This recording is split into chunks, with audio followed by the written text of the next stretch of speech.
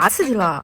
主人，您的母亲发来38条语音轰炸，请问是否播放？她这是受啥刺激了？监测到大姨在江之乡爱抓族群，秀自己的宝贝大孙。又是大姨在搞事，看看我妈说了啥吧。哎呀，我命好苦啊！我身边的朋友都当上外婆了，我女儿还单身。监测到主人心率、突然升高，是否需要靠救护车？主人，我来救你。哎，你别来烦我。主人，您的大姨给你发信息了。好啊，我没找她麻烦，她倒找上门了。哎呀，大侄女，我正好经过你家，带我宝贝大孙来你家玩玩。